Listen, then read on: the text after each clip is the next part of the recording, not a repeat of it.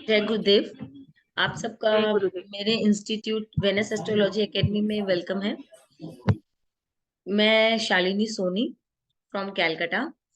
आज 10 या 11 साल से मैं पढ़ा रही हूँ। मेरे इंस्टीट्यूट में सभी तरह की कोर्सेज करवाए जाते हैं एंड भृगुनंदी नाड़ी इज वेरी वेरी इंपॉर्टेंट। आज के टाइम में जो लोगों को क्विक प्रिडिक्शन चाहिए, विद इन 2 मिनट्स आप सामने वाले के बारे में सब कुछ बता दो, ये हमें भृगुनंदी नाड़ी से ही बहुत जल्दी करके सपोर्ट मिलता है। क्योंकि इसमें किसी भी तरीके से अपने को नक्षत्र या दशा ये सब कुछ भी नहीं देखना पड़ता है। जस्ट कॉम्बिनेशन ऑफ प्लैनेट से आप सामने वाले के बारे में बहुत कुछ बता सकते हो, और कॉम्बिनेशन ऑफ प्लैनेट से ही सिर्फ आप सामने वाले को किस एज में क्या घटना होगी आप इतना तक बता सकते हो उसके प्रोग्रेशन से। आप लोगों की जो क्लासेस है जूम पे एवरीडे, एवरीडे नहीं सॉरी, वेंसडे की वेंसडे 9 PM टू 10 PM 1 घंटा क्लास चलेगी। Monthly payment 1005 rupees. 1 तारीख से 15 तारीख तक आप लोग पेमेंट करेंगे, फिर 15 तारीख से अपना नेक्स्ट मंथ जो है वो चालू हो जाएगा। ठीक है। आप लोगों की जो क्लासेस होगी इसकी रिकॉर्डिंग इस क्लास के बाद भेज दी जाएगी, जिसके पीडीएफ्स अवेलेबल होंगे हिंदी और इंग्लिश दोनों लैंग्वेज में, वो आप लोगों को सेंड कर दिए जाएंगे। ठीक है। कोई भी क्वेश्चंस हो, मेरे इंस्टीट्यूट में नियम है कि आप मुझसे अगर कोई भी कोर्स करते हो तो लाइफ टाइम विदाउट पेमेंट आप उसको रिवीजन कर सकते हो। ठीक है। कोई भी तरह की क्वेरीज होती है व्हाट्सएप पे मैं अवेलेबल हूँ, बट कॉल्स पे सैटरडे संडे में अवेलेबल हूँ। कोई भी प्रॉब्लम हो, कोई भी क्वेश्चन हो, आप सैटरडे संडे मुझसे पूछ सकते हो। अब हम लोग भृगुनंदी नाड़ी के के बारे में थोड़ा थोड़ा सा आप लोगों की जिज्ञासा जानूंगी। फिर हम लोगों का जो स्टार्टिंग है वो हम प्लैनेट से करेंगे। ठीक है। आप लोगों को जो कुछ भी पता है या फिर आप लोगों को क्यों इसमें इंटरेस्ट आया, थोड़ा थोड़ा सा बताओ, फिर हम लोग चालू करते हैं। बोलिए स्मिता जी, आप बताइए आपको क्यों इंटरेस्ट आया भृगुनंदी नाड़ी में। नहीं मैम, ये पता ही नहीं है मुझे सब्जेक्ट एक्चुअली। बस अभी आपको आपके ग्रह इस तरफ बुला रहे हैं, बस इतना पता है। ओके, इसीलिए मैंने आपको पूछा शाम को। बहुत बहुत मजा आएगा आपको, मतलब ये पढ़ने के बाद आपको लगेगा कि हाँ, यही पढ़ना था एस्ट्रोलॉजी, है ना। ओके। बताइए या अनुपमा जी। जी मैम, नमस्ते। नमस्ते, बोलिए। मैम, मैंने वैदिक एस्ट्रोलॉजी भी सीखा है और उसमें वो भी मैं सीख रही हूँ। और अभी बीएनएन का जो बहुत फास्ट वे ऑफ प्रिडिक्शन है, और मैंने आपका वीडियो भी देखा, आपका जो वे ऑफ टीचिंग है मुझे बहुत ही अच्छा लगा, इसलिए मैंने आपका क्लास ज्वाइन किया है। चलिए, थैंक यू सो मच। ये बात ऐसी है ना कि देखो मैं एक चीज बताती हूँ। मेरे इंस्टीट्यूट में जो मैंने जो फेस किया अपनी लाइफ में, ये 10-11 सालों में, टीचर्स ना आजकल पैसे कमाने के चक्कर में वो आधा बेसिक एडवांस मिडिल ऐसे पढ़ाते हैं, मॉडल 1 मॉडल 2। ये मुझे समझ में नहीं आता है, क्योंकि मुझे ऐसा लगता है कि जो टीचर आपको एबीसीडी सिखा रहा है उसको पूरा आपका उंगली पकड़ना सिखा देना चाहिए, है ना। इसीलिए मेरा कोई भी कोर्स बेसिक या एडवांस नहीं है, मेरा कोर्स पूरा मैं सिखाती हूँ, शुरू से लेके लास्ट तक। जैसे जैसे स्कूल होती है ना, नर्सरी में डालो पूरा 12 पास करके निकलेगा। तो वो एक वे मैं अपने इंस्टीट्यूट का फॉलो करती हूँ कि बेसिक से लेकर एडवांस तक मैं, अभी ये 1005 रुपीज का कोर्स इसलिए मैंने निकाला कि काफी स्टूडेंट्स है जो चाहते हैं, आप लोगों में से 2-3 स्टूडेंट, कि मैम थोड़ा सा फाइनेंशियली प्रॉब्लम है तो आप हमें पढ़ा दे। चलिए, हम लोग अब भृगुनंदी नाड़ी में हम लोग थोड़े से प्लैनेट्स, हाउसेस, सभी चीजें थोड़ी डिफरेंट होती है इसमें। इसमें आप लोग सबसे पहले ये एक चीज लिख लीजिएगा, कोई भी इंसान लड़के की कुंडली में जुपिटर उसकी फर्स्ट हाउस माना जाता है। जहां जुपिटर बैठा होगा उसको हम लोग फर्स्ट हाउस मान के हम लोग बाकी 12th हाउस की तरफ उसे घुमाते हैं। लेडीज की कुंडली में वेनस को फर्स्ट हाउस बनाकर बाकी हम 12th हाउस तक घुमाते हैं। एकदम क्लियर। आप लोगों को 2 कॉपी बनानी है। एक कॉपी के ऊपर आप लोग लिखोगे नोट्स, और दूसरी कॉपी के ऊपर लिखोगे छोटी मोटी बातें। जो मैं आप लोगों को मेरे थोड़े-थोड़े, छोटे-छोटे कनेक्शंस के बारे में बताऊँगी, भृगु नंदी नाड़ी के, वो सब आप लोग उसमें नोट करेंगे, ठीक है? और जो मैं एवरी क्लासेस में आप लोगों को नोट्स लिखाऊँगी, वो आप लोग अपनी मेन कॉपी में, नोट्स कॉपी में लिखेंगे, ठीक है? और स्मिता मैम आप थोड़ा अच्छे से मतलब ऐसे डिटेल्स में नोट्स लिख लेना, ताकि मुझे भी मिल जाए, क्योंकि मेरे पास स्टूडेंट्स को प्रोवाइड करने के लिए भी वो वैसा पीडीएफ नहीं है। मैं ये खुद ओके लिखाती ही हूँ। ओके। अगर ज़रूरत पड़ेगी तो ठीक है, नहीं तो वैसे कोई ज़रूरत है नहीं, क्योंकि हर क्लास में कुछ ना कुछ तो नया ऐड हो ही जाता है ना? हाँ चलिए, अब हम छोटा-छोटा सा डिटेल्स पहले बात करेंगे सूर्य भगवान के बारे में, ठीक है? व्हाट इज़ सन? और सूर्य भगवान जो है, उनका फर्स्ट हाउस में हम अभी पहले देखो सूर्य देव के बारे में थोड़ा-सा बात करके उनका हाउसेस के बारे में बात करेंगे, फिर उनका सभी प्लैनेट्स के साथ भृगुनंदी देखो भृगुनंदी नाड़ी में एक चीज़ याद रखना, फर्स्ट हाउस से लेकर 12th हाउस तक कहीं पर भी ये कॉम्बिनेशन बनता हो, प्रिडिक्शन विल बी सेम। अगर सूर्य चंद्र का कनेक्शन पहले हाउस से लेकर 12वें घर तक कहीं भी बने, we don't care, prediction will be same, ठीक है?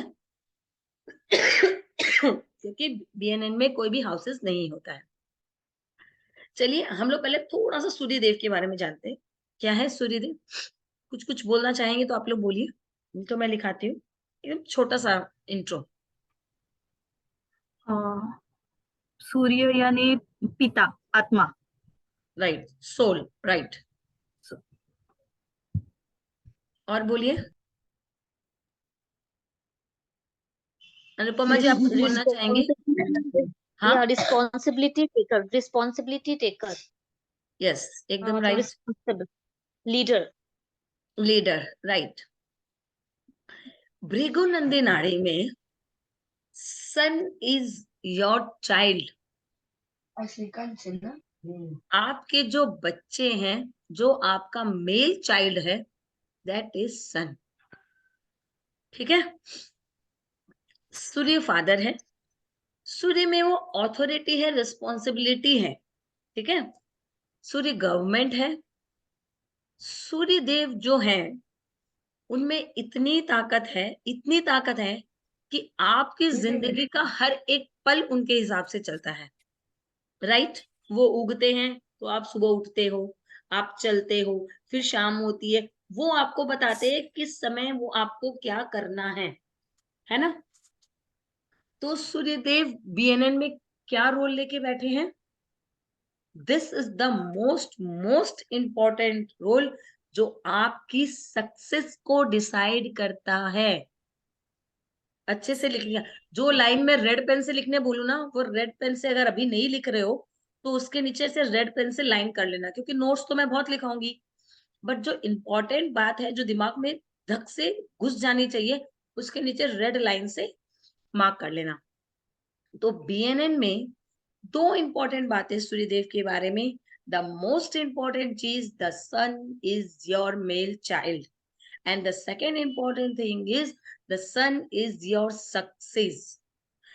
आपके सूर्य के आगे किस तरीके के प्लैनेट बैठे हैं, जो आपकी लाइफ में आपको कितना सक्सेस दिलाएंगे, वो डिसाइड करते हैं। एकदम क्लियर हुई बात? अगर किसी के सूर्य के आगे राहु केतु बैठ जाए, तो उसे अपनी लाइफ में सक्सेस करने में प्रॉब्लम होगा। अच्छा चलो, आज तक आपने क्या सुना होगा कि सूर्य देव के साथ अगर राहु देवता बैठ जाए तो ग्रहण योग बन जाता है। सुना आपने ये?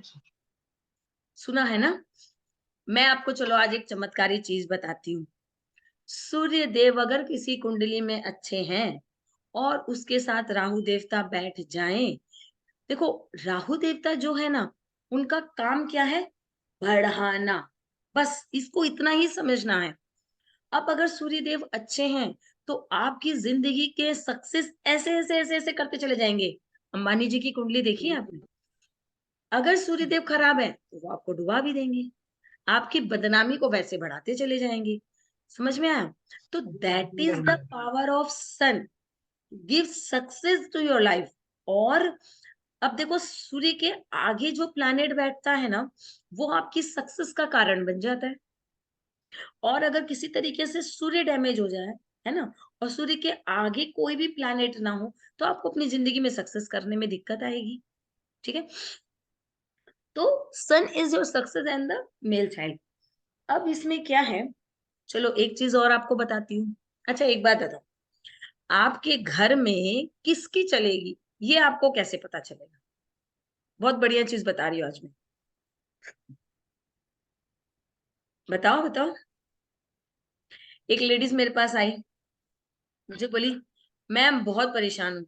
मैंने कहा कोई बात नहीं, आपकी कुंडली देख लेते हैं। मैंने उनकी कुंडली देखी। मैंने कहा भैया ऐसा है तो आप तो अपनी ननद से परेशान हैं। बोले मैम बात तो सही है, लेकिन अब होगा क्या? मैंने देखे, होगा ये कि कुंडली में आप ये जोग लेके पैदा हुई हैं, तो बस आप भी ननद जी जपते रहिए, जिंदगी चलती रहेगी। बोले मैम कोई उपाय नहीं है। बोले उपाय तो नहीं है। अब देखो क्या है, पूरा राज्य में राजा जैसा भी हो, चलेगी राजा की। बात सही है ना? बहुत बढ़िया चीज बता रही हूँ मैं, ध्यान खोल के सुनना। सॉरी, चलेगी राजा की। अगर राजा मांस भी खाता है तो ब्राह्मण उसको बोल नहीं सकता है कि तुम मांस मत खाओ। बोल सकता है? नहीं बोल सकता है। राजा तो खाएगा, क्योंकि वो तो राज्य ही उसका है। वैसे ही आपकी कुंडली में जो लियो राशि में प्लैनेट बैठा होगा आपके घर में, उसकी चलेगी। अगर लियो राशि सिंह राशि में कोई प्लैनेट नहीं है और कर्क राशि में कोई प्लैनेट बैठा है, तो घर में उसकी चलेगी। चलो और भी एक चमत्कारी चीज इसमें ऐड कर देती हूँ। अगर किसी पर्सन के, जैसे कि पहले प्लैनेट्स के बारे में बता देती हूँ। अगर मान लो किसी के सिंह राशि में मरकरी बैठा है, तो घर में बहन बेटी बुआ ननद इन लोगों की चलेगी। मान लो किसी का सूर्य बैठा है, तो उसकी खुद की चलेगी, वो अपना खुद का औहदा घर में चलाना चाहेगा। ठीक है, आपकी कुंडली में अगर कोई प्लैनेट नहीं है और आपकी ननद की कुंडली में सिंह में सूर्य बैठा हुआ है, सिंह राशि में, तो वो जहां जाएगी उसकी चलेगी। समझ गए बात को? तो सूर्य की राशि में, सिंह राशि में अगर सूर्य ही बैठा है तो आपकी चलेगी। वहां पे अगर मंगल बैठ गया तो आपके पति की चलेगी। फिर वो बोलेगा आईब्रो करवा तो करवा, वो बोलेगा मत करवा तो मत करवा, वो बोलेगा ये कब ड्रेस पहन तो पहन, ये मत पहन, फिर तो उसी के हिसाब से चलना पड़ेगा। तो भैया मान लो लेके ये पैदा हुए। अगर किसी की कुंडली में शुक्र की बैठ जाए तो भैया राज तो हमारा ही चल रहा है, बीबी का ही चल रहा है। फिर आराम से ऐस करो, कुछ ही कर लो, फिर आपको निकलने कोई नहीं बोलेगा, क्योंकि राज तो आपका ही चल रहा है। अगर शनि बैठ जाए तो क्या होगा? शनि देव किसको रिलेट करते हैं? बड़े नौकर भाई। या अपने हाथ, सॉरी। शनि भृगुनंदी नाड़ी में होता है बड़ा भाई। ओके। ओके। बड़ा भाई और सर्वेंट, किसी किसी घर में देखना सर्वेंट महारानी बन जाती है, दैया मालकिन तो निकल जाती है, और वो आराम से सबको ऑर्डर मार मार के काम करवाती है। तो भैया उसका शनि ऐसा है कुंडली में। समझ में आया? और भृगुनंदी नाड़ी में सैटर्न हम लोग बड़े भाई को भी बोलते हैं। ठीक है, तो ये प्लैनेट्स, अब मान लो अगर आपकी सिंह राशि में कोई प्लैनेट नहीं बैठे हैं, तो अगर कैंसर कर्क राशि में जो बैठा है फिर उसकी चलेगी। अब देखो इसमें एक चमत्कार और है। अगर पॉजिटिव प्लैनेट है, जैसे सिंह राशि में मरकरी, सिंह राशि में मंगल, ये पॉजिटिव प्लैनेट्स है, तो आपको जिंदगी में उनसे सपोर्ट मिलके सक्सेस मिलेगा। अब जैसे मान लो कि आपको कहीं पे जाना है, ठीक है, कोई गवर्नमेंट फॉर्म भरना है, कुछ करना है, तो आप क्या करो, मगर वहां मंगल बैठा है तो अपने भाई से या अपने पति से सजेशन लेके या उनके हाथ से फॉर्म भराओ, आपका सक्सेस हो जाएगा। अगर उसमें नेगेटिव प्लैनेट बैठे हैं, शनि या फिर कोई ऐसे प्लैनेट, तो फिर आपको लाइफ में हमेशा उसके साथ चट चट चट चट चलता रहेगा, और आपको उसको सुनने का आपका मन नहीं करेगा। ऐसा लगेगा कि वो अपना ही अपना चलाता है। समझ में आ गया? अगर ट्राइन में भी कोई ऐसा आ जाए जो उसको डैमेज कर रहा है, तो भी ये प्रॉब्लम आएगी, आपको मन नहीं करेगा कि आप घर में उसको सुनो। दूसरी चीज क्या है कि अगर सिंह राशि में नहीं है तो कर्क राशि में होंगे। अगर कर्क राशि में भी कोई नहीं है, तो बस फिर जिसका जिसका जो जो प्लैनेट ग्रह नक्षत्र जब जब चलेगा तब तक उसके घर में चलती रहेगी। फिर मोस्टली किसी एक की चलने की प्रोबेबिलिटी नहीं रहेगी। ठीक है, तो ये है भृगुनंदी नाड़ी, जो एक सेकंड में इंसान को सब बोल देता है। अब देखो, बात करते करते एक चमत्कारी चीज और याद आई। भृगुनंदी नाड़ी में मान लो किसी का शुक्र मीन में राशि में बैठा हुआ है, मीन राशि में। कुछ बोलना चाहती है अनुपमा जी आप? आपका हैंड उठा हुआ है। चलिए, मीन राशि में बैठा हुआ है, ठीक है ना। अब वहां से 6th हाउस, आपका मीन राशि में शुक्र बैठा हुआ है, ठीक है। वहां आपका लग्न बनता है कुंभ का, ठीक है। ध्यान से सुनना मेरी बात को। लग्न है कुंभ, 2nd हाउस मीन में बैठा हुआ है शुक्र। तो लग्न से छठे घर का लॉर्ड कौन हुआ? लग्न से छठे घर का लॉर्ड हुआ चंद्रमा। मैम सूर्य। नहीं, लग्न सूर्य से। नहीं, कर्क। मान लग्न है, कर्क। लग्न है कुंभ।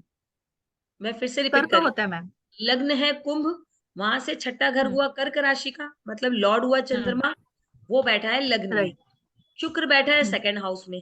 तो अब आप शुक्र को 1st हाउस मानोगे, ठीक है। हाँ।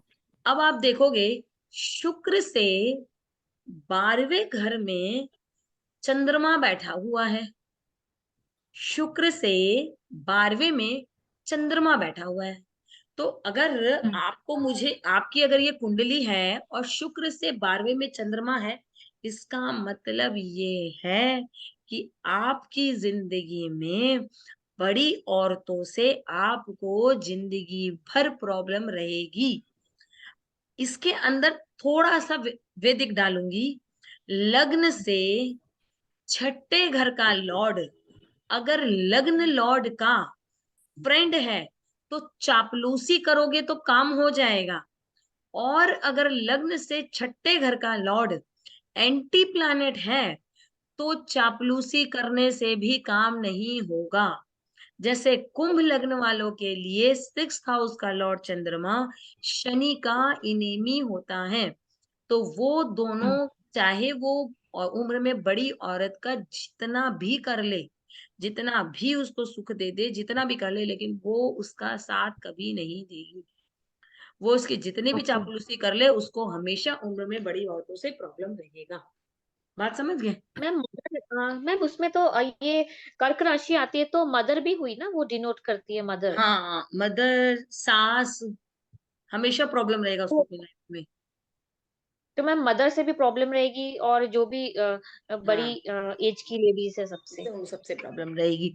अब जैसे मान लो वर्गो किसी का लग्न है, वहां से 6th हाउस हम्म। कौन सा हुआ? शनि का, है ना। हम्म। तो मरकरी और हम्म। शनि दोनों फ्रेंड है ना। हम्म। तो ऐसे सिचुएशन में क्या होगा कि वो मरकरी बंदा अगर शनि से कोई काम करवाना है तो उसको घूस दे देगा, सर्वेंट को एक कपड़ा दे देगा, पैसा दे देगा। तो वो जैसा चाहेगा वो वैसा काम। अगर दोनों प्लैनेट 6th हाउस का लॉर्ड अगर फ्रेंड है तो चापलूसी करने से काम हो जाएगा। और अगर फ्रेंड नहीं है तो जितनी भी चापलूसी कर लो काम नहीं होगा, ठीक है। मजा आ रहा है हम्म। बीएनएन में? चलो आगे बढ़ते हैं। बहुत सारे ऐसे ऐसे चीजें हैं जो मैं आप लोगों को सिखाऊंगी। इसमें बीएनएन क्या आया? शुक्र से जो भी प्लैनेट 12वें घर में जाता है, या लड़कों के लिए जुपिटर से जो भी प्लैनेट 12वें चला जाएगा, उसका सपोर्ट उसको लाइफ में कम रहेगा। इसमें फ्रेंड्स या इनेमी का बात नहीं है, बस सपोर्ट ही कम होगा लाइफ में, डिस्टेंस हमेशा रहेगा, ठीक है। अब सूर्य का 1st हाउस में बात करते हैं। 1st हाउस में सूर्य। हेलो हाँ बोलिए। मैम, ये जुपिटर का जो आपने बोला ना, जुपिटर से जो 12वें रहेगा उससे थोड़ा कम सपोर्ट मिलेगा, तो ये हर हाँ, राशि के लिए ना? ये ओके। लड़कों के लिए है। बीएनएन में हम लोग लड़के की कुंडली के लिए जुपिटर को 1st हाउस बना के बाकी हाउसेस में 12 तक बैठाते हैं, ठीक है। लड़कियों की कुंडली में शुक्र को 1st हाउस मान के 12 तक बैठाते हैं। क्लियर? ओके ठीक है मैम। तो उससे 12वें में जो भी प्लैनेट होगा उसका सपोर्ट हमेशा लाइफ में आपको कम रहेगा।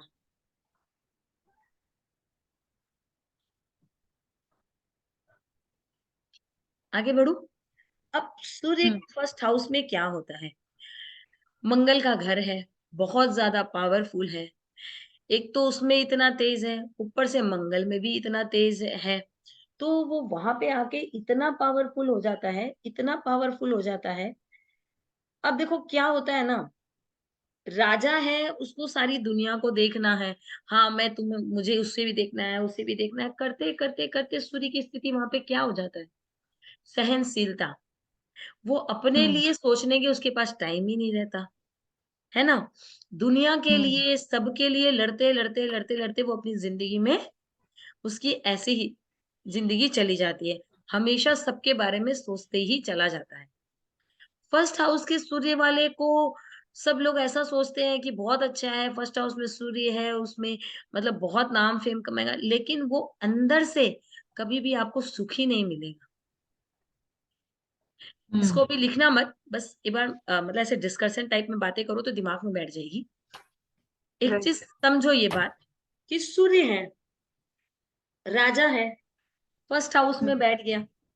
अब उसके अंदर की क्वालिटी देखो। वो अपने घर में बैठा है, उसका ये है, उसका वो है, उसको खाना नहीं मिला, मेरी बहन की शादी है, भाई का ये है। वो अपने बारे में कभी नहीं सोच पाता, है ना? एक समय में उसको ऐसा फील अंदर में होता है कि मेरी जिंदगी क्या है, राइट? तो फर्स्ट हाउस के सूर्य वाले कभी जिंदगी में इनरली खुश नहीं रह पाते। वो पावरफुल बहुत होते हैं, उनके घर में चलती बहुत है, वो जहां चाहते हैं उन्हें, वो उनकी चलती है, लेकिन वो जिंदगी में सेक्रीफाइस बहुत करते हैं। आपको पता है, जब आपको अपनी जिंदगी में घर चलाना पड़ेगा, आप बीवी हो, किचन चलाती हो ना, आप घर में सबसे लास्ट खाना खाती हो, कभी कभी तो आपके लिए रोटी भी नहीं बचता, है ना? लेकिन जब रात में सोते हो तो मन में लगता है कि काश हम अपने लिए भी एक रोटी बना लेते, लगता है ना? लेकिन हम सैक्रिफाइस करके सो जाते हैं, राइट? बच्चा रात भर रोता रहता है, मैं खुद फेस कर रही हूँ, 1.5 साल का बच्चा है मेरा, लेकिन कभी जिंदगी में किसी से कुछ नहीं कहते, क्योंकि कि मेरा बच्चा, हमको ही सैक्रिफाइस करना है। वैसे राजा के लिए वो पूरी प्रजा उसकी है, उसी सैक्रिफाइस। ऐसे लोग क्या होते हैं जिनका फर्स्ट हाउस में सूर्य रहता है, वो सैक्रिफाइस कर कर ही पूरी जिंदगी निकालते हैं। उनके ओहदे बहुत है, पावर बहुत है, रिस्पॉन्सिबिलिटीज बहुत है, लेकिन पूरी जिंदगी सिर्फ सैक्रिफाइस में ही निकलती है। पूरी जिंदगी वो अपने लिए कुछ भी भोग नहीं कर पाते हैं, ठीक है ना? लेकिन ओके। ऐसे लोगों को लाइफ में सक्सेस खुद चल के उनके पास आती है, गवर्नमेंट खुद उनको सपोर्ट देती है, एंड लोग खुद उनको जज देते हैं। ऑब्वियसली जो आदमी सेक्रीफाइस करेगा, ऐसे ही एक बच्चा माँ को प्यार थोड़ी करता है पापा से ज्यादा। बचपन में पापा अच्छे लगते हैं, बड़े होके लेकिन धीरे धीरे माँ अच्छी लगने लग जाती है। पता चलता है ना कि माँ कितना सेक्रीफाइस की है मेरे लिए। लेकिन बचपन में, अभी मेरा बच्चा है 1.5 साल का, पापा आते हैं तो ऐसे लगता है पता नहीं क्या जन्नत मिल गया है, गेट तक भागता है पापा पापा करता हुआ। तो जो सैक्रिफाइस करेगा उसको नाम भी मिलेगा, जज भी मिलेगा, राइट? तो that is the first house sun, ठीक? ये सब चीजें लिखने की दिमाग में बैठ जाने वाली बात है। क्लियर हुई एकदम? तो यस फर्स्ट मैम। हाउस सूर्य वाले का, लेकिन अब देखो इसमें कमाल क्या हुआ। हर वक्त अगर आप किसी के बारे में ज्यादा टेंशन लेते हो, स्ट्रेस लेते हो, आपके ऊपर बहुत ज्यादा किसी चीज की रिस्पॉन्सिबिलिटी है, तो क्या हुआ? सर में दर्द।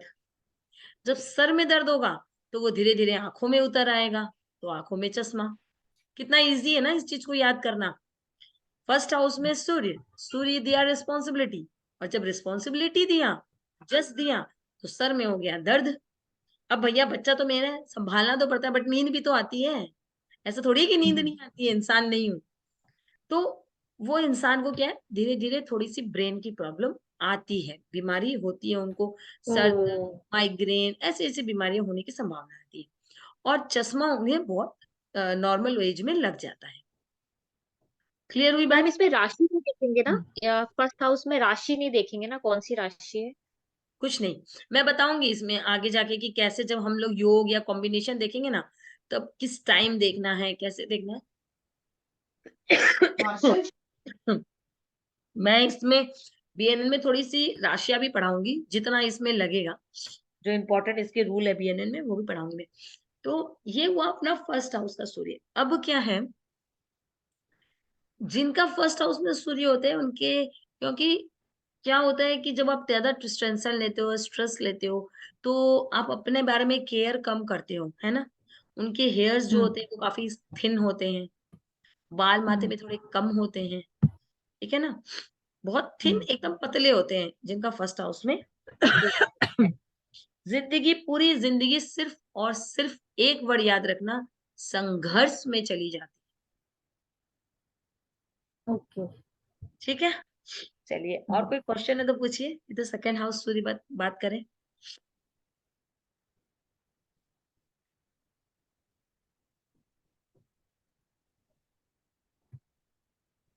चलो, अब सेकंड हाउस सूर्य, सेकंड हाउस सूर्य होने से क्या होता है, शुक्र का घर हो जाता है सेकंड हाउस, है ना। जोडियक का हम्म सेकंड हाउस शुक्र का है। शुक्र हम्म कौन है? पत्नी। हम्म राजा कौन है? भैया राजा। चलनी तो उसकी है, तो वो पत्नी को सुनेगा कहाँ। और शुक्र और सूर्य आपस में इनेमी है ना। हम्म राजा अपने आगे किसी को चलने नहीं देता है, उसे पसंद नहीं है कि कोई भी आदमी उसके आगे चले या मतलब उसके सामने बोले। तो यहाँ पे क्या हो जाता है, अब देखो, राजा को अगर आप बोलेंगे घर का बच्चा संभाल, घर पे खाना बना, ये राजा कभी नहीं करेगा, करेगा? उसको राइट। नहीं। परिवार, फैमिली, सेविंग, सब, इसको कोई मतलब नहीं, उसको प्रजा संभालनी है, पूरी दुनिया के बारे में, उसकी पूरी दुनिया ही परिवार है।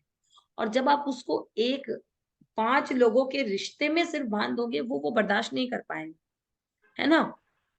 तो सेकंड हाउस के सूर्य में क्या होता है कि राजा कभी भी होमली नहीं हो पाता है, जिसकी ओके। वजह से उसको लाइफ में प्रॉब्लम फेस करनी पड़ती है, ठीक है ना। वो कभी भी होमली नहीं हो पाएगा, हमेशा अनकंफर्टेबल सा अपनी लाइफ में फील करेगा। जब भी घर में रहेगा बहुत टेंस्ड रहेगा, घर वालों के बारे में सोचेगा बहुत, लेकिन उन घर वालों की ही वजह से हमेशा लाइफ में वो टेंशन ही फील करेगा। हमेशा घर को, अपनी फैमिली को चलाने की कोशिश करेगा कि उसके हिसाब से चले, मतलब वो चलाए। लेकिन फैमिली वाले चाहेंगे कि सबका साथ में सपोर्ट मिलके लोग चले, है ना। और उसको हम्म लगेगा कि घर पे मेरा मतलब होमली पावर ज्यादा चले, जिसकी वजह से उसका घर में मतलब वो बहुत ज्यादा अनकंफर्टेबल हो जाता है उस चार दीवारी में, है ना। मैम ये मेल और फीमेल चार्ट दोनों के लिए एप्लीकेबल है? दोनों दोनों। अगर गुरु के आगे सूर्य है तो उसको ये भी फील होगा, शुक्र के आगे अगर सूर्य है तो भी उसको यही फील होगा। अब दूसरी चीज क्या होती है कि ये यहाँ पे